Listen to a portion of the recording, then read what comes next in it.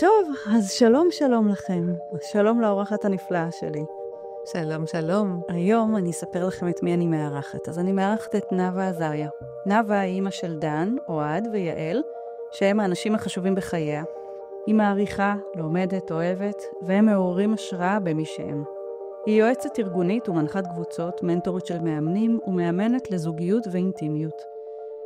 כבר 17 שנה היא מאמנת בשיטת סאטיה של נטלי בן דוד. היא ימנה אלפי אנשים, מנחה בארגונים את הקשר בין מערכות יחסים והצלחות עסקיות, וחיה נכון להיום, לעוד זמן מסוים במודיעין. ואת נאוה אני מכירה מגלגול עבר. לפני המון שנים, זה התחיל שהילדים שלנו היו ביחד באיזה מסגרת, בלימודים נראה לי, שהיום הם ענקיים. אחרי כמה שנים פשוט באתי אלייך, התחלתי להתאמן אצלך. אחרי המוות של הגרוש שלי, דורון, חזרתי במלוא הכוח, ונשארתי כמעט 12 שנה.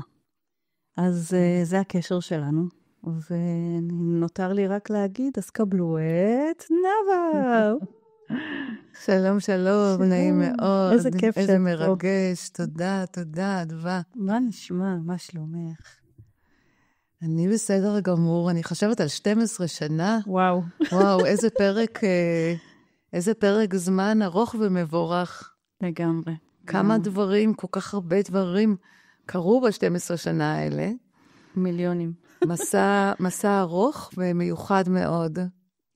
אני יכולה להודות לגמרי שכן, מזל שיש טישו, כי זה תמיד, זה בטח עוד יבוא. אבל בואי נתחיל בעצם מההתחלה. מה הביא אותך לעסוק בכלל באימון? ועל אחת כמה וכמה, אם כבר אימון, מה הביא אותך לסאטיה? אוקיי, אז ככה המסע שלי התחיל לפני קצת יותר מ-17 שנה. גם לי זה נשמע המון. אבל ב-17 שנה האלה, תכף אני אספר קצת על המסע, אני חושבת שאני יכולה להסביר היום חוויה אחת משמעותית, שהיא בעצם הפכה את עולמי, והביאה אותי לעולם האימון במקרה למי שמאמין, ומי שלא מאמין שזה במקרה. אין מקריות, אז לא במקרה. אני עבדתי, עד לפני 17 שנה, עבדתי הרבה מאוד שנים בייעוץ ארגוני, באחת החברות הבינלאומיות הגדולות. מאוד אהבתי את מה שעשיתי. פיתחתי מודלים של תקשורת, כי תמיד הנושא של תקשורת. איך לא? כן, זרם באורקאי. וזה היה מודל שהיה צריך להגיע להסכמות בין שותפים שהיה להם אג'נדות שונות ומטרות שונות וכו', ואני מאוד אהבתי את מה שעשיתי. גם זכיתי להרבה מאוד הערכה. אני מציינת את זה כי זה היה בחוסר ההלימה מוחלט, החוויה הזאת שגם אני מוצלחת מבחוץ, וגם בעיניי הרגשתי שעשיתי עבודה טובה. היו לי אז, חייתי בנישואים, הייתי נשואה אז, 3 ילדים, ברוך השם, תודה לאלוהים, כל אחד מהם מוצלחים וחכמים ומצליחים מאוד, הילדים שלי ספורטאים, ככה ברמה בינלאומית. כן, אני זוכרת אפילו את החדר עם המדליות, נכון. ששם היינו מתאמנות בהתחלה. נכון. ועדיין, כאילו, כל התמונה הייתה ככה מושלמת, אפילו כלב כזה היה לנו שככה עשה את כמו בפרסומות לנייר טואלט, הכלב הוא המושלם הזה. ועדיין אני הרגשתי כל הזמן כמו איזשהו חור בלב, כל הזמן הרגשתי לא מסופקת. מה זה היה? לא ידעתי להגיד לעצמי מה זה הדבר הזה, ובגלל שההרגשה הזאת, לא הייתה לי גישה לגוף בכלל, לא הבנתי מה אני מרגישה בכלל, אז כל פעם ניסיתי למלא את החור הזה, בכך שאמרתי לעצמי, טוב, אז אני צריכה משהו חדש, אז אני אלך ללמוד משהו חדש. אז אספתי תארים, כן. אז אספתי תארים. יפה, לפחות תארים פלסטרים שווים, כאילו. כן, יש לי תואר שני בלימודי עבודה, שזה כל הנושא של העולם התעסוקתי וההון האנושי, ותואר שני נוסף בייעוץ ארגוני, ולמדתי גם 2 הנחיית קבוצות באוניברסיטת תל אביב. וואי, 2. כן, 2, אז למדו את זה לעומק, זה הנחיה דינמית.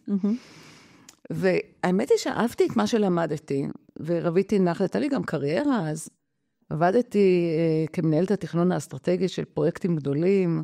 אם אני זוכרת טוב, עבדת מסביב לשעון. ממש. נכון? כן. עבדתי מסביב לשעון, ועדיין חזרתי, ולקחתי את הילדים לתחרויות, וחזרתי, ושוב, ושוב, ושוב, וממש ניסיתי לעשות את כל התפקידים שלי, וכל הזמן הייתי לא מסופקת. כל הזמן הייתי עם תחושה, פשוט ממש תחושה לא טובה בגוף, כמו סלע. וואו. ועד שהופיע, כמו שתמיד זה מופיע בגוף, כן? כשאנחנו, משהו לא טוב לנו, והוא ממשיך להיות לא טוב לנו לאורך שנים. כן. משהו כמו מחלת הנשיקה.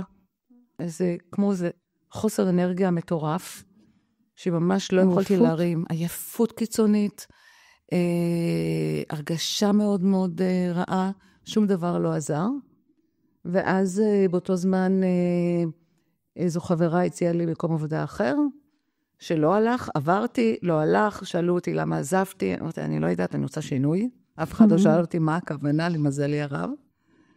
ואז עשיתי את מה שאני עושה תמיד כשלא טוב לי, ואני מבולבלת קצת. הלכתי ללמוד. וככה הגעתי לעולם האימון, ממש לגמרי במקרה. איזו חברה אמרה לי, כן, אני מכירה איזושהי שיטת אימון, דברי עם, אני זוכרת עם איזשהו בחור, שמעתי איך הוא מקשיב לי, ואמרתי, את זה אני רוצה. די. לא היה לי מושג על מה אני מדברת. איזה קטע. כן, לא באתי לא לערב מבוא ולא להסבר. על השיטה פשוט נרשמתי והגעתי ליום הראשון שלי הלימודים. אז הלכת ולמדת משהו חדש. הלכתי ולמדתי משהו חדש, ואני חושבת שהחוויה מכוננת, אם ככה אני אגיד אותה בקצרה, האבן ככה שנפלה עליי הייתה, שהמאמנת שלי, כי ישר מוצמדת מאמנת אישית. איך מתחילים את הלימודים? כן, איך מתחילים את הלימודים, יש מאמנת אישית, שעה בשבוע, שעה פרטית בשבוע, והיא שאלה אותי, תגידי, איזה אימא הילדים שלך פוגשים כשאת נכנסת הביתה? תתני לי שאלה של קואוצ'ינג, תתני לי שאלה שאני אוכל להסתכל, מה זה? אני לא הבנתי את השאלה, לא הבנתי מה היא שואלת אותי. אז זה חזרה שוב על השאלה. איזו אימא לדעתך, כשאת נכנסת הביתה, מה הם רואים? איזו אימא הם רואים? ואני זוכרת עד היום את החוויה של ההלם שהרגשתי. מה הרגשת? מעניין. הייתי בשוק, כי האימא שנכנסה הביתה הייתה תמיד עם טלפון ביד, ככה באוזן, עם תיק גדול, עם כל מיני קלסרים, כל מיני דברים כאלה חשובים והכל. ואז היה מתחיל ככה, ילדים שלי, בהמשך הכניסה לבית היה את הסלון, המטבח מצד שמאל, והייתי מתחילה, למה נעליים על הרצפה? ולמה התיקים זרוקים? ועשיתם שיעורים, והוצאתם את הכלב, וחיממתם את האוכל, ויצאתם, וככה הייתי יורה ויורה אז ויורה היא רוטנת. רוטנת? את יודעת, כבר אמרו לי הרבה דברים על השיתוף הזה, ועוד לא אהבתי את מה שראיתי. שפתאום עמדת מהצד וראית את עצמך? כן. ואמרתי לעצמי, איך הגעתי למצב הזה? בשביל מה כל החיים האלה? לעשייה הזאת, כן. כן. אפילו כל החיים האלה, הלכתי עם זה יותר רחוק, ואמרתי לעצמי, כאילו, זה לא החיים שהתכוונתי. זה לא מה שאני רוצה לחיים שלי. וואו. כן. ואני זוכרת שאחד הדברים שכשהתחלתי באמת במסלול הזה של התפתחות אישית, אחד הדברים שראיתי זה שהילדים שלי שהשתתפו בתחרויות והיו ככה, ילד הייתה מאוד קטנה, אז אני לא מדברת עליה, כן. אבל הבנים שלי שהיו קצת יותר גדולים, אז הם לא שיתפו אותי בשום דבר מהחוויות האישיות שלהם. רגשי כאילו? דברים רגשית. שום דבר. לא אם היה להם טוב, לא אם היה להם רע, לא אם הם, איך הם הרגישו עם עצמם, איך הם הרגישו בתוך התחרות, ואני יודעת שהם עברו כל מיני דברים. במיוחד כספורטאים נראה לי. נכון. שיש לזה משמעות מאוד מאוד גדולה. לגמרי. אני זוכרת שהבן שלי טס לאחד מאליפויות אירופה שהייתה, ואני זוכרת שאני לא הבנתי בכלל באיזה מצב הוא נסע. לא ידעתי. מה, הוא היה במצב נפשי כאילו? כן, לא ידעתי מה קורה איתו. מה, הכל בסדר, הכל בסדר, הכל בסדר. ולא ידעתי שזה לא הכל בסדר. כן. כן. והיה לך את הכלים בכלל לעשות עם זה משהו? אני חושבת שהשיטה הזאת, היא מאז למדתי הרבה מאוד דברים, כן. ואני עדיין מחזיקה בשיטת סאטיה כשיטה המרכזית שעשתה שינוי הכי משמעותי ומהפכני בחיים שלי, ואיתה אני גם עובדת בקליניקה. אני חושבת שהשינוי הוא מיידי. אם אתה עובד עם הגוף, אתה מבין מה קורה לך, ואת מכירה את החוויה הזאת, כן? ממש. וראיתי שאני לא נושמת, ושאני, גם עכשיו אני מתחילה להרגיש. גם אני. כן. מין התרגשות אנחנו מכירות את ההתרגשות הזאת, ואת הדבר הזה עולה פה, את המחנק הזה. ואת ההרגשה הזאת, מה? אין איך אוויר. יכול להיות? אין אוויר. היה בא לי לפקוד כל הזמן, ולא ידעתי על מה, ולא ידעתי מה לעשות עם זה, ואיך מתקנים את זה בכלל. כן. אני חושבת שבני אדם, הדבר שהכי הם כמהים לו, זו קרבה. נכון. לא רק קרבה רומנטית, לא, קרבה, כן. קרבה לאנשים, ולא הייתי קרובה לילדים שלי. זה צובט קצת. כן, אבל הנה, זה היופי. זהו, אני מאמינה שהתיקון, כן. הוא כל כך התיקון היה שווה, כל הכאבים היו שווים. כן. שיטה מלמדת באמת... אז זהו, בואי תספרי לנו מה זה אומר שיטת סאטיה. כן. אז שיטת סאטיה היא שיטה שיש לה 3 ממדים, 3 ערוצים שדרכו אנחנו עובדים, שזה הגוף שלך, מה את חשה בגוף, כמו הדבר הזה, כשעלה לנו פתאום המחנק, או החוסר אונים בחזה, או דברים שאנחנו מכירים היום, או מתח בתוך הגוף. כן. שאנשים לא יודעים מה לעשות לא מכירים אפילו את ההשפעה של המתח על הגוף שלנו. נכון. ואז היא מסתכלת על המתח, היא מסתכלת על החוויה הרגשית שיש לנו. איך אנחנו מרגישים? איך את מרגישה היום, אדווה? נפלא. נכון. אז כשאת מרגישה נפלא, אם היינו מדברים לפני 10 שנים, כן? נכון. אז מה היית אומרת? אני חושבת שהייתי אומרת עצובה אולי, או... אולי הייתי אפילו אומרת, קודם כל חרדה, הייתי בחרדות נוראיות, ברמת הישרדות יומיומית, שהכל היה מתוח, לא ידעתי איך יתחיל היום ואיך הוא ייגמר. כן. ואם אני הולכת בכלל, 12 שנה אחורה, אפילו טיפה יותר, אז זה בכלל היה סייסים שבכלל לא ידעתי אפילו לזהות את מה אני מרגישה. נכון. אני חושבת שרק לפני באמת 10 שנים, כשכבר התחלתי להתאמן, יכולתי יותר לתקשר את מה אני מרגישה, כי בשלבים הראשונים, אני חושבת שהפגישות הראשונות הגעתי אלייך, פשוט הייתי יושבת ובוכה. נכון. אני לא זוכרת הרבה, אני זוכרת שבין בכי לבכי הייתי מספרת לך כל מיני קטעים, אבל אני זוכרת שפשוט הייתי המון בוכה. זה מלא בי גם עכשיו איזה זיכרון, כאילו זיכרון כואב קצת, מה שהייתי. נכון.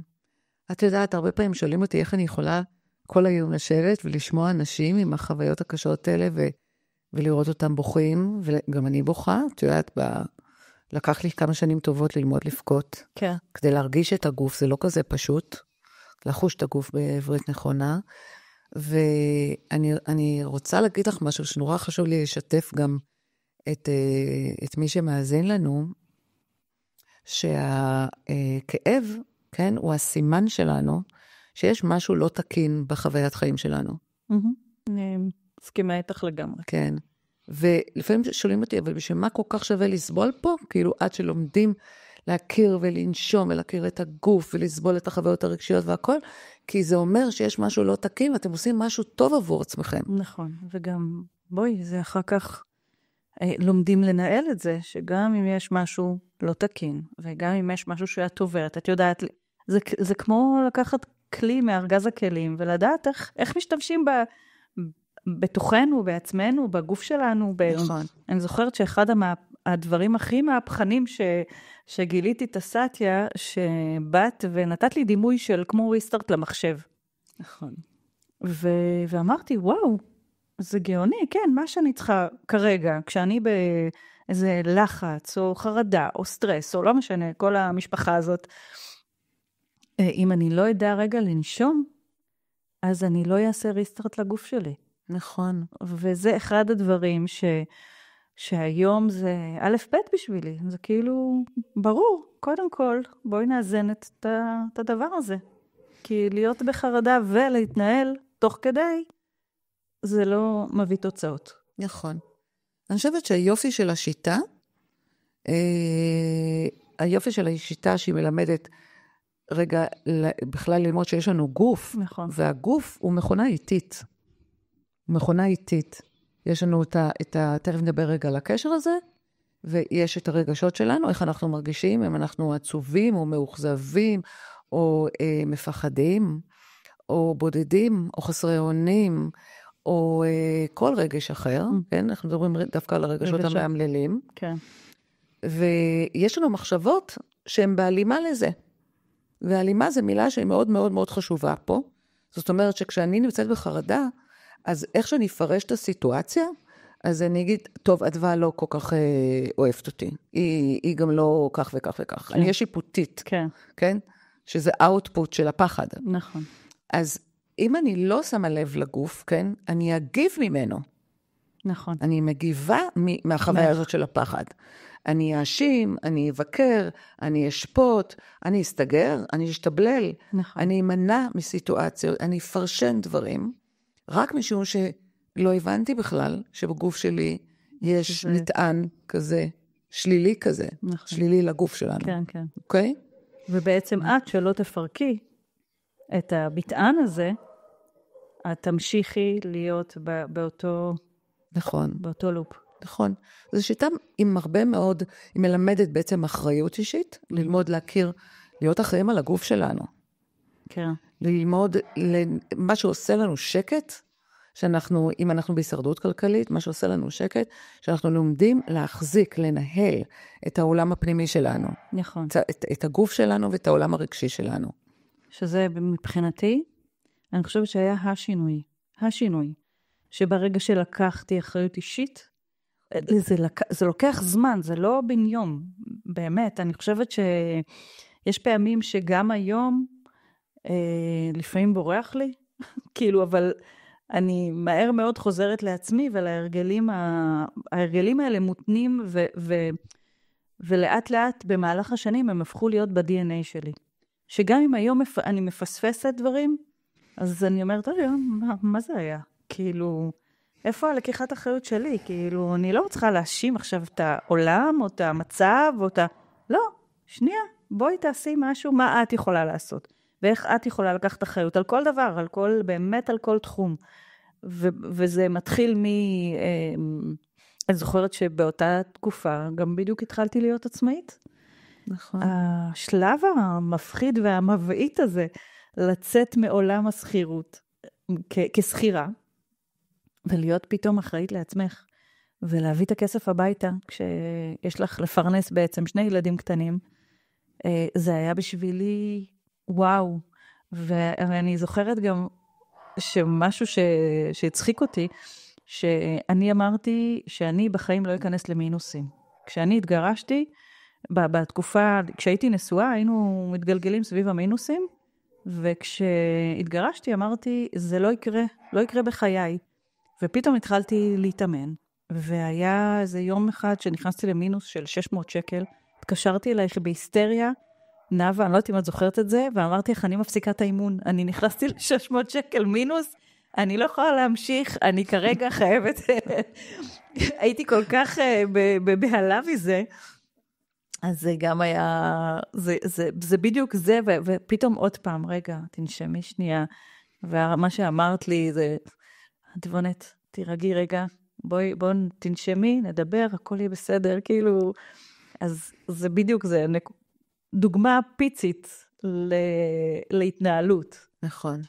כל כך קשה לנו, אנחנו כל כך פריקים של איזה פתרון, ומהר, ונסיק, ונרגע, והכל ככה יסתדר, ונשיג איזושהי ודאות, בזמן שהכלים האמיתיים שלנו להירגע, יש לנו אותם. אצלנו. בוא, רגע, זה כמו, הגוף שלנו כמו קומקום רותח, אוקיי. גם אם זה קומקום רותח בכעס, שאנחנו ממש מרגישים את הלבה הזאת, כן. וגם אם אנחנו בפחד, שאנחנו כמו קופאים. השיא של הפעילות הזאת, השיא הפיזיולוגי של הפעילות הזאת, זה בסך הכל 40 שניות. לפעמים אני שואלת אנשים, כמה לדעתכם, כמה זמן תהיו בשיא שלה, שיא של הכעס, הם אומרים חצי שעה. זה 40 שניות, פחות מדקה. כן. ומה שזה אומר, שזה מגיע לפיק, אנחנו כל כך מפחדים מהפיק, וכשזה מגיע לפיק, זה מתחיל לרדת. זה כל מה שקורה פיזיולוגית. פיזיולוגית כן, אבל אני חושבת הרבה פעמים אנחנו ממש אוחזים בו. נכון. כי אם אני אפסיק להתעצבן עכשיו, נכון. מה יקרה? אנחנו, דרך אגב, עד כמה שזה יישמע מוזר, אולי לחלק מהאנשים, את מיומנת כבר, אבל לחלק מהאנשים אולי זה יישמע מוזר, אבל חוויה של כעס זה חוויה גם של שליטה. נכון, לגמרי, אני שולטת בסיטואציה. כן. שאנחנו לא באמת שולטים בכלום. ממש. ממש. אני לא זוכרת פעם אחת שהרמתי את הקול ששלטתי במשהו. שום דבר וכן. כן, זה הילדים שלי לימדו אותי, שהיו מסתכלים עליי במבט הזה של... מה את רוצה? מה את רוצה מאיתנו? ואני זוכרת את הכלימה והבושה הזאת, שכבר עשיתי מה שאני יודעת, לכעוס, והנה שום דבר לא עזר. כן. ואז למדתי, ככה קצת לנשום רגע, להפסיק עם ההלבויות האלה, כן? לנשום לשם רגע. כן, כן, כן. וככה קצת רגע להיות עם עצמנו, ולהגיד לעצמנו, אני שמה לב שאני נעלבת. שמה לב שאני ממש, ממש, ממש נעלבת. אני מאוד מאוד רגישה, אבל רגע להיות רגע. זה מחסן אותנו, זה נותן לנו כוח. כן. זה הפוך ממה שאנחנו חושבים. נכון. וכשהעולם הפנימי טיפה יותר רגוע, אז מגיעים לנו פתרונות. בדיוק. בסוף מגיעים לנו פתרונות. נכון, ממש. אבל אם אנחנו לא עושים את זה, אנחנו מזרזים פתרונות לא טובים, אנחנו עושים פעולות שאנחנו מתחרטים עליהן דקה וחצי אחרי. אז עדיף רגע לעצור, רגע ולנשום, ולטפל, ולהכיר את המקומות האלה, וללמוד שאנחנו יכולים להיות שם רגע, עד שתתבהר לנו רגע התמונה. נכון. אחד הדברים המאוד מהותיים בסטיה, שאני זוכרת שמדברים על הוויה. נכון. אז בואי תסבירי, מה זה אומר? אוקיי. מה זה? זה ממש זכות בשבילי. איזה כיף. בשביל, כן, ככה להגיד משהו בקצרה, ואני מקווה שהוא יהיה משהו משמעותי ומובן. הוויה זה בעצם הנוכחות שלי בכל רגע נתון, שהוא לא קשור אפילו לעשייה שלי. אוקיי. ננסה להסביר את זה. ננסי להפשיט את זה. אוקיי, כן. כדי שאנשים באמת יבינו. אני אנסה לעשות את זה פשוט. למשל, כשנניח את נכנסת הביתה, את גרה עם אייל והילדים, נכון? כן. ואת נכנסת הביתה, ואת יכולה לשים לב, את יכולה גם לשים לב דרך אנשים, אבל את יכולה לשים לב איזו אנרגיה את נכנסת הביתה. אני בעצמי? כן, את בעצמך. אוקיי. למשל, בדיוק הגעת חנית, קרה משהו עם השכן, הוא עצבן אותך, שמעת משהו ברדיו, היה משהו בכביש, דיברת בדיוק בטלפון עם אמא שלך, או עם מישהו אחר, שבמקרה ככה אמר אולי דברים לא נעימים, או דברים מדאיגים, או דברים מכעיסים, או whatever. ואת הגעת עם האנרגיה הזאת. נכון. אז איך זה יראה שנכנסת הביתה? וייב של כועסת. נכון. או מודאגת, או קצרה כזאת, כן, בדיוק. או עצבנית כזאת. נכון. אז כל מה שאמרנו, העצבנית, הקצרה, המודאגת, זאת ההוויה שלך. אוקיי. אוקיי? אנחנו לפעמים יכולים לקום בבוקר, ובטח בתקופה, בשנה וחצי האחרונות, לא שנה כבר, שנה וחצי. שנה וחצי, ממש. ואני יכולה לקום מפחדת. נכון. ואפילו לא קרה שום דבר אתמול בערב. ואני קמה ממש עם פחד. ואני אומרת לעצמי, ואני 8:30, כמו כל בוקר, או 8:15, אני מתחילה לאמן. מגיע אליי מישהו או מישהי, או זוג. אני אומרת לעצמי, איך אני אהיה עם הפחד הזה עכשיו? אז אני יושבת, ועושה על עצמי ככה זמן שקט, שזה אנשים קוראים לזה גם מדיטציה, ואני שמה לב רגע לנשימה, ואני מכשירה את ההוויה, אני מכינה את ההוויה. אני מכינה קפה, ואני מכינה את ההוויה. בעצם את מכינה את עצמך להוויה, אפשר לקרוא לזה חיובית, או רגועה, או נעימה, או... זו שאלה נהדרת, כי היא משלימה לי את ההסבר, שבעצם הוויה זה מה שנוכח, נכון? אם אני יכולה לשים לב דרך הגוף שאני ממש מתוחה, אז ההוויה שלי זה שאני מתוחה, ולפעמים אני יכולה לראות את זה דרך רגע שאני מפחדת. כן. אוקיי? או שאני עצובה, נכון? אבל כשבבוקר אני שמה לב שאני מפחדת, כשאני נושמת, אני בוחרת הוויה שאני רוצה להיות במהלך היום. כן. ואני אומרת לעצמי, מה חשוב לי בחיים שלי? מה הערכים שלי? מה באמת חשוב לי? נכון. חשוב לי להיות אדם, למשל, סבלני. נכון. אוקיי? עבדנו על זה לא מעט. נכון. וגם אני בחיים הפרטיים שלי, על סבלנות ואי שיפוט. כן. היום בקליניקה, את יודעת, כל הבנות הצעירות, במקרה יום שלישי זה יום של בנות צעירות. אז בנות צעירות זה בנות 20 פלוס, כן? כן. שאלתי אותם את השאלה הזאת, של מה שווה ביניהם? מה זאת אומרת? מה שווה ביניהם להיות? אוקיי. איזה תכונות יהפכו אותך להיות בן אדם שווה, קודם כל בעיני עצמך, לא בעיני אחר. מעניין מה הבחורות צעירות אומרות. וואו. עכשיו, אני תמיד רואה את העיניים מתעגלות, מין כמו איזו שאלה כזאת, מה זה השאלה הזו? וזה באמת אחד הרעיונות ששווה בשבילם לקום בבוקר, וזה מתקשר להוויה, שזו הוויה בעצם שבוחרים, שאני אומרת, מי שווה לי להיות, ואני ארגיש עם זה הכי טוב שלי, הכי טוב עם עצמי. כן.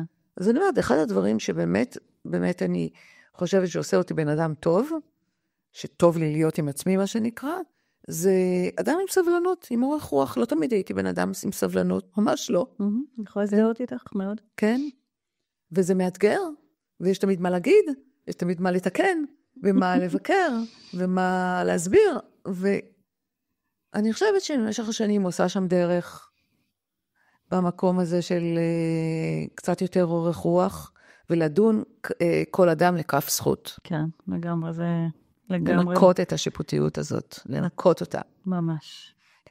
ואני, נדמה לי שהמקום הזה שאתה מרגיש עם עצמך יותר טוב, כי אתה אומר, זה משמעותי, זה בעל ערך. נכון. הדברים האלה, זה גם מאוד מאוד מכבד אותנו, שזה גם נושא בפני עצמו, שאני מלמדת אנשים שיכבדו את עצמם, את הגוף שלהם. ברגע שהם יכבדו את עצמם, אחרים נכון? יכבדו אותם. נכון, יכבדו אותם, ויהיה להם קל גם בקלות לתת מקום לאנשים אחרים, שזו החוויה הכי נדרשת. ואני חושבת שזה גם באמת מסיר שיפוטיות. מוריד שיפוטיות. ברגע שאת, כאילו במקום שמכבדת את עצמך, לא יודעת למה זה תמיד מתקשר לי מאוד בחיבור ישיר עם ביקורת ושיפוטיות, כי אני מכירה את זה על עצמי, גם היום קצת ביקורתית כלפי עצמי, יותר מהסביבה, זה בטוח. קודם כל יש לי איזה שוט קטן שיוצא מדי פעם ומבקר את עצמו, וזה הרבה יותר קל לי לעשות על עצמי מאשר לאחרים. כן. לאחרים תמיד אני יותר... יותר חמלה. מלא. נכון. מלא. אז כשאני עושה את העבודה עם עצמי קודם, ואני מגיעה למקום טוב עם עצמי, אז על האחרים זה תמיד משפיע. נכון. ואני זוכרת כמה התהליך, זה מסע, שעברתי את כל השנים באימון איתך, כמה הוא שינה לי את ההורות. אני זוכרת שהייתי מגיעה, ופתאום השיח היה שונה בבית. ואחר כך בעצמי למדתי אימון, אז זה בכלל ככה נתן עוד בוסט רציני של התייחסות לילדים שלי בצורה אחרת, שהיום התקשורת בבית הזה זה א' ב'. אין דבר כזה שלא מתקשרים. שיושבים ואוכלים צהריים, לא יושבים ושואלים, מה נשמע? איך עבר היום? ואם אני כאילו לא שואל, יכולים להגיד בסדר, אז בדרך כלל זה כבר שחר אומר, מה זה בסדר? תפרטי בבקשה. אז זה כבר נהיה השיח של באמת, שיח כזה קשוב ופתוח, ומה זה אומר, ובאמת הרבה יותר עמוק. כן. אני במשך השנים, את 12 שנה, זה הרבה זמן, אני ככה למדתי להריץ את הילדים, שהם באמת ילדים מאוד מאוד מיוחדים, אבל הם גדלו בערוגה כזו. תודה. ואני יכולה להגיד לך, אם את מרשה להשתף גם את המאזינים, על בתוך תהליך ההתפתחות שלך, שזה כל כך מרגש לראות, זה כל כך מתגמל, זה כל כך הופך את חוויית חיים שלנו לאחרת, שיכולתי לראות איך מלפני 12 שנה עם סיפור חיים כל כך קשה וכואב, ומבהיל ומפחיד, וחוויית הישרדות קשה שעברת, איך קודם כל בחרת לטפל בעצמך, ובחרת בשיטת האימון הזאת, ובחרת לבוא כל פעם מחדש. וזה היה לא קל תמיד. נכון, אני באמת לא בן אדם של פן, זה נכון, באימון. אבל ללמוד להחזיק את הגוף שקשה לו, כי משם מתחיל הכל. כן. וכמה שבכית, וכמה שכאבת. אבל אני חושבת שיש לך גם תודעה מאוד מאוד חזקה, שלא קנתה את הקלישאות האלה שאני קורבן, שאני חסרת אונים. זה נסיבות חיים, זה נכון. כן. אבל אני אומרת משהו פה מאוד מאוד מאוד עדין. זאת אומרת, אני יכולה לחיות בלי כסף, ועדיין לא להיות עצובה וחסרת אונים. ממש, זה... אז מומלץ שיהיה כסף, כן? כן, ברור. אבל נתתי זה רק בשביל הדוגמה הקיצונית, אבל המסע שעברת מקורבנות אמיתית, כן? מאדם שהיה בסכנת חיים אמיתית וממשית, למקום שמפתח הורות נבחרת, שאת בוחרת איך להיות, ומה היחס, ומלמדת את עצמך את הקרבה הזאת, ומלמדת את עצמך איך מדברים. וואי, זה השינוי הכי גדול שלי. זה השינוי הכי גדול שלי, לדעת, קודם כל לדעת שאני יכולה לדבר. להשמיע את הקול שלי. אני עכשיו רועדת כשאני אומרת את זה, כי זה אחד הסימנים שהיו לי, שהבנתי שאני הייתי במקום מאוד מאוד לא טוב עם עצמי בחיים הזוגיים שלי, שפחדתי לדבר, פחדתי להביע את מה שיש לי לומר. פחדתי שאם אני אגיד משהו, אז יקרה משהו. אז משהו ייזרק, או יקרה דברים אחרים, או שהילדים יחוו איזה מצג של אלימות בבית, וכל הזמן ניסיתי לגונן. זה בעיקר היה לגונן על הילדים שלי. אז כשאת באה ממקום כל כך קשה, להתחיל שוב לדבר ולהשמיע את הקול שלך, וואו, זה מבחינתי היה, באמת אתגר. והר מאוד גדול.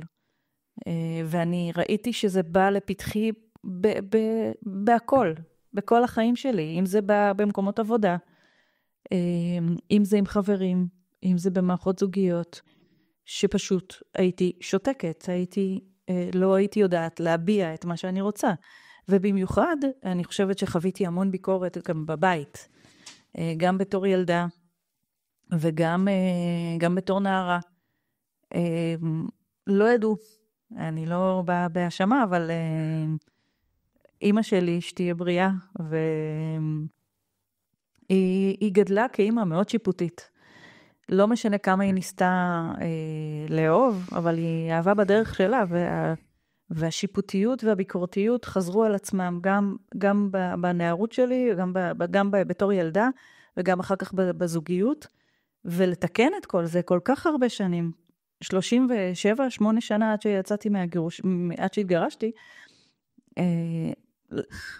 זה פלא שאני בכלל הצלחתי, כאילו עכשיו שאני ככה חושבת אחורה, ואני אומרת, וואו, זה באמת לא יאומן, כי הייתי כל כך הרבה שנים בשיח אחר, בשיח משפיל יותר, ופתאום לקחת את המושכות ולהגיד, רגע, שלא ידברו אליי ככה. אני לא מוכנה, זה לא מכבד.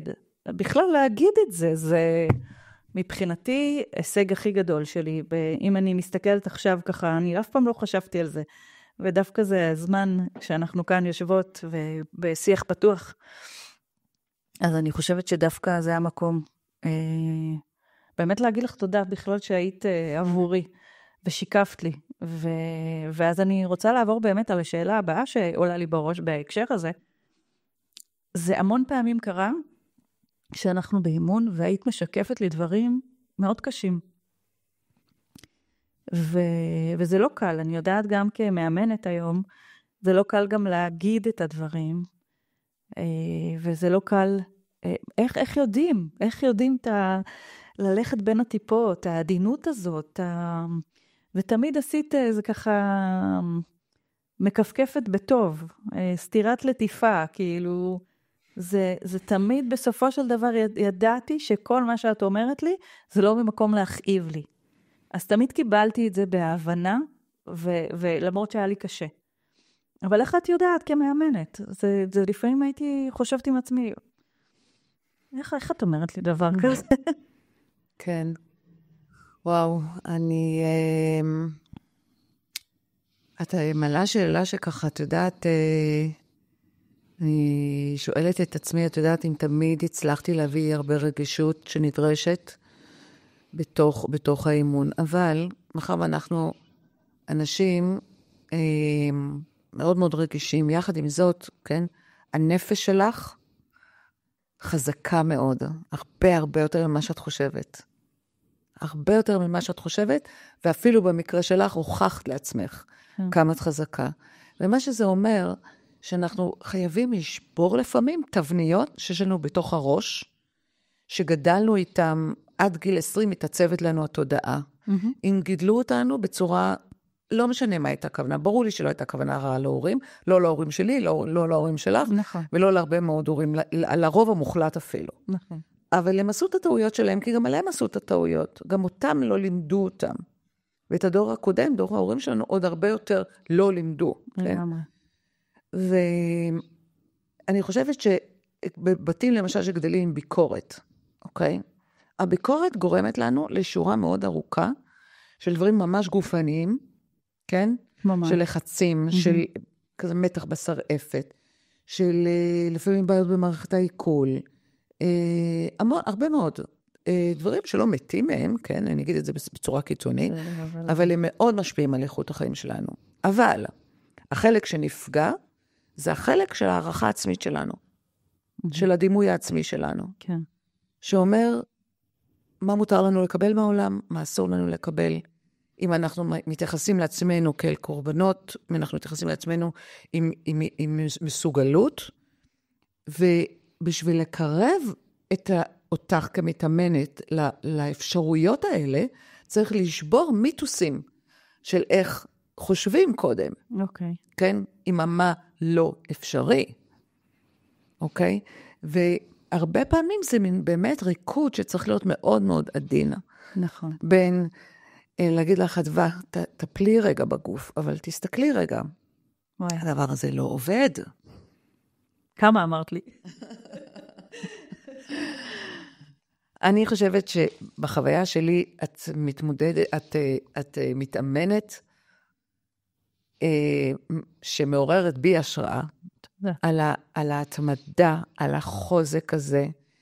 ואת יודעת מה הדבר? לא כולם מצליחים לשנות את תפיסות העולם שלהם, ולהביא את עצמם, ללמד את עצמם, את התקשורת, את הדברים שמגיעים להם, את איך מגיעים להם. ותסתכלי היום, אפילו הגבר שנמצא איתך, כן? הוא חלק ממסע, שבסוף מגיע, מה זה הגבר הנכון? שאלו אותי, מה זה הגבר הנכון? זה כזה שהוא השתקפות מדויקת של האיכויות שלי. נכון. כן? ושהחיים שלנו הם מסע התפתחות משותף. וזכיתם. ואם מה זכיתם, כי זה לשני הצדדים. נכון. אבל אם אני מסתכלת על המסע שלך, היה צריך לעבור בדרך. אוף, כמה. את יודעת. ולעבור ולנקות ולהגיד, זה רק השתקפות, הגבר הזה הוא רק השתקפות, הקודמים אנחנו מדברים. כן, כן. הוא רק השתקפות של הדבר הזה שאת חושבת שאת יכולה להסתפק בזה. נכון. ולא. ואנחנו לא מדברים בזוגיות על דברים מושלמים, אנחנו מדברים על היכולת למצוא את הבן אדם שיכול להתפתח יחד איתך. נכון. שהוא שווה לך במקום הזה. זה כל כך חשוב לי. כן. כאילו, לקח לי המון שנים להבין כמה שזה מה שאני מחפשת בזוגיות גם. להבין שהפרטנר שלי יהיה חייב. זה א' ב' מבחינתי היום. חייב לעבור איזה מסע התפתחותי ביחד איתי, לא להיאבק בזה. לא להגיד, לבטל את זה. לבטל את זה זה לבטל אותי. ובאמת, אני מסתכלת היום עליי ועל אייל, ואני אומרת, וואי, דברים שאנחנו עושים, חלמתי לעשות סדנאות ביחד, סדנה כזאת, כל מיני דברים שאנחנו עושים למען ההתפתחות, לשמוע הרצאות, זה דברים שמבחינתי זה היה בגדר חלום, ולא האמנתי בכלל שיכול להגיע הבן אדם המתאים. ומי כמוך יודעת, כמה הייתי צריכה באמת להיות גם, אני חושבת אומץ, זה היה גם להיות אמיצה ולהגיד, רגע, האם זה מה שאני מחפשת? עד שכבר הייתי בזוגיות שחשבתי שהיא טובה עבורי באיזושהי תקופה, והיא הייתה טובה עבורי באיזושהי תקופה, אבל לצאת לצאת מתוך עצמי ולהגיד, אוקיי, זה נכון כרגע, אבל אני לא רואה את עצמי בעתיד, מתפתחת עם זה. וזה היה קושי מאוד גדול. נכון. לבוא ולהודות, להגיד ככה, אני זוכרת שהייתי אצל בדודה של אבא שלי, והיא שאלה אותי, אחרי שנפרדתי מהבן זוג הקודם, והיא שאלה אותי למה נפרד ממנו. אז אמרתי לה, זה לא היה מדויק.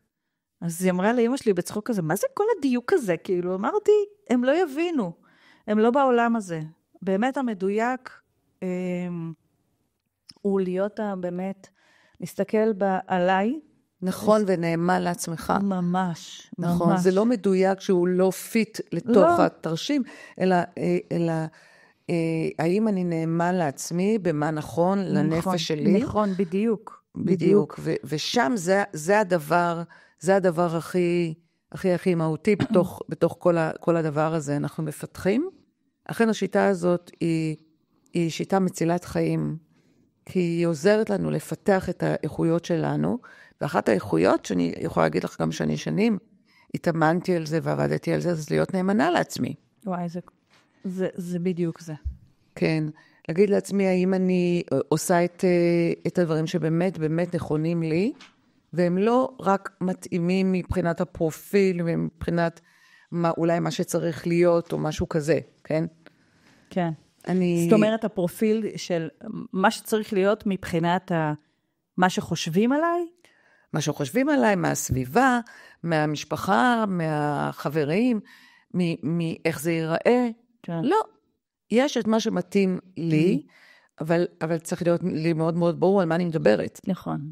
לפעמים לי בעצמי לא הבנתי מה אני רוצה. נכון. כאילו הבנתי שמשהו לא נוח לי.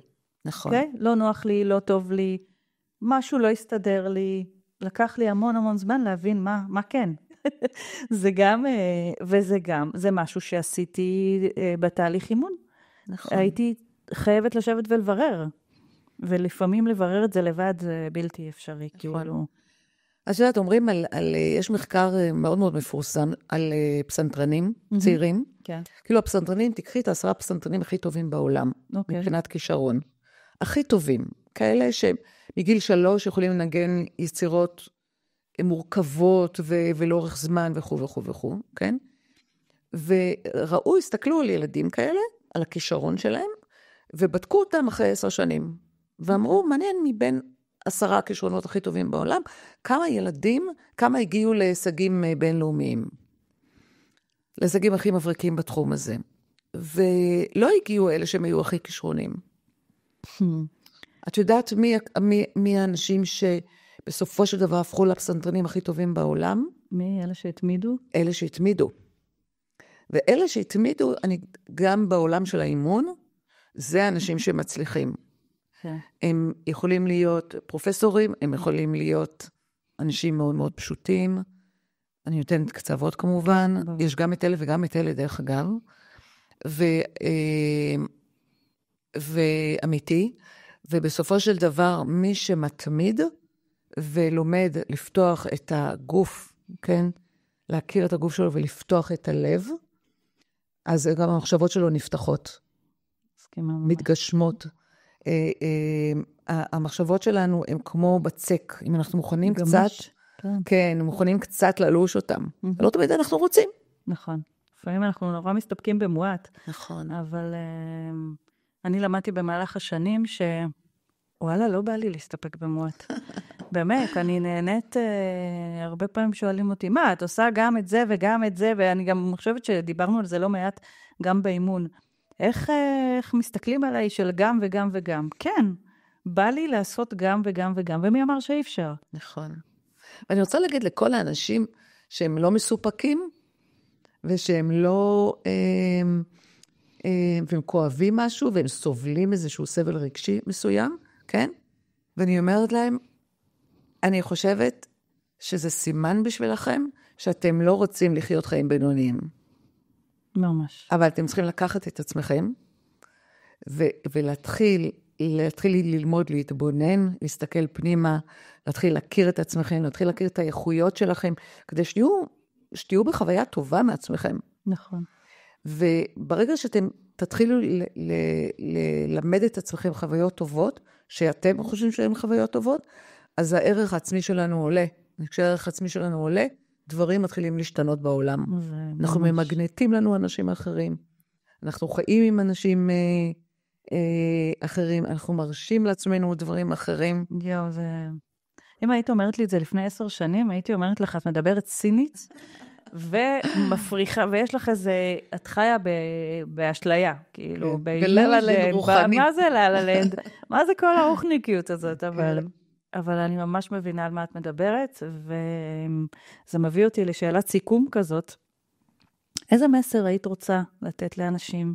אם היית רוצה שיצאו מפה, מהפרק הזה, מה חשוב לך? וואו. כל כך הרבה דברים יש לי לומר. אני אסתפק ולהגיד 2 דברים. אחד הוא קצת יותר פרקטי, ואחד הוא קצת טיפה יותר רוחני. אוקיי, מעולה. אז נתחיל ברוחני רגע. יאללה. אני חושבת שכולנו נולדנו עם נשמה גדולה, עם נשמה גבוהה. חלקנו מרגישים את זה, חלקנו קצת פחות, אבל לכולנו יש את זה. ומגיע לנו, ואפילו אני רוצה להגיד, אנחנו מחויבים לחיות חיים טובים ומלאים ומסופקים. לא באנו, לא לחזרה הגנרלית, ולא באנו לסבול. ואני רוצה להגיד לכם, תיקחו את עצמכם בידיים. תלכו לשיטת טיפול שאתם מרגישים את עצמכם, שזה הדבר הנכון לכם. תסמכו על עצמכם, תסמכו על הבן אדם, ותעשו איתו דרך. ותביאו לעצמכם חיים טובים. כן. והשיטה הפרקטית שאני אומרת, שמעתי אותה לפני כמה שנים מטוני רובינס, ואני אימצתי אותה לעצמי, אמרתי, הוא אמר, אנשים שעושים שינוי גדול בחיים שלהם, זה אנשים שיש להם סטנדרטים גבוהים. זה לגמרי. כן. אז אני אומרת, יאללה, בוא נעלה את הסטנדרטים. נכון. ונגיד, זה מגיע לנו, אנחנו רוצים לחיות שם, ואיך אנחנו עושים צעדים מעשיים במציאות. נכון. כדי להביא את השינויים האלה לתוך החיים שלנו. נכון. ואני רוצה עוד משהו ככה לדייק, אולי זה לא מספיק בהיר, אוקיי? אוקיי. אני עברתי תהליך מאוד מאוד ארוך, כי אני בחרתי בדרך הזאת, אני הרגשתי שזה משאיר אותי תמיד מפוקסת, מחזיר אותי, זה תמיד זה היה חשוב לי באמת המון המון שנים להיות על המסלול.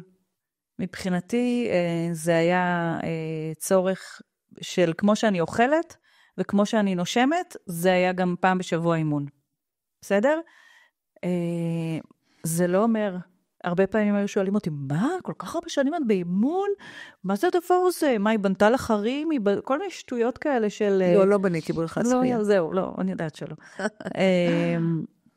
אבל באמת חשוב לי להגיד לאנשים, ושאת תחדדי את זה, וזה אימון, זה דרך חיים, זה התפתחות, זה כל פעם היה לי להגשים עוד משהו, לחלום עוד משהו, לדייק את עצמי בעוד משהו, זה לאו דווקא חייב להיות כזה ארוך, זה בחירה אישית. נכון. יותר מזה, אני חושבת שזה כגודל השאפתנות, גודל המסע. ו12 שנה לא מוביל אותי. יש אנשים שעושים את זה ב7 שנים, יש אנשים שעושים את זה 12 שנה. את גם מאמנת, את יש טיפול גם בנשמתך, כן? אז זה קצת אחרת. רוב המאמנים, גם אני מאמנת 17 שנה, כמעט כל השנים אני מתאמנת. לגמרי, ואני חושבת שזה מה שהעיף אותי לרמות אחרות, לעשות דברים מעבר לפסגות הערים, כן? וגם כל החיים שלי עושים את התנודות האלה. נכון. של את התנודות הגדולות להעיז ולחיות את החיים שמגיעים לך. אז מה זה 12 שנה? מתוך כל החיים. בדיוק.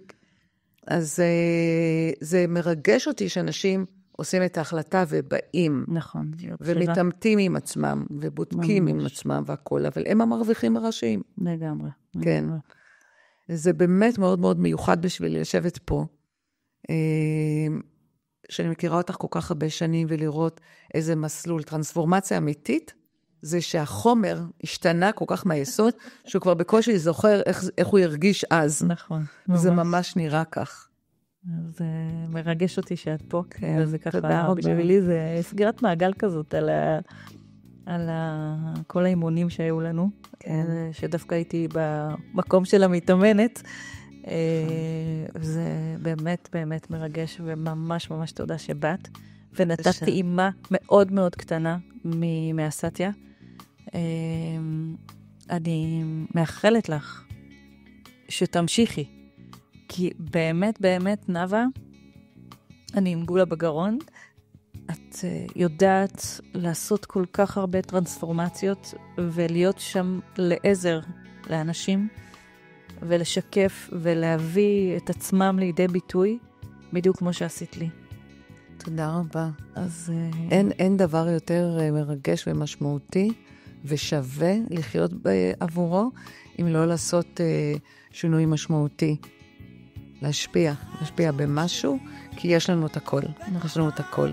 אני ראיתי את זה מהיום הראשון, אני חושבת שאני רואה את זה באנשים עוד לפני שהם רואים את זה. אני ראיתי באחרוח דברים שלפני שיכולות לראות אותם, וזה כל כך מרגש לראות אותם מתגשמים במלואם, לא רק מתגשמים, במלואם. תודה רבה. תודה רבה רבה. משיקות. תודה, גם לך. ביוש. ביוש. בחתיכת שמיים יש, בחתיכת שמיים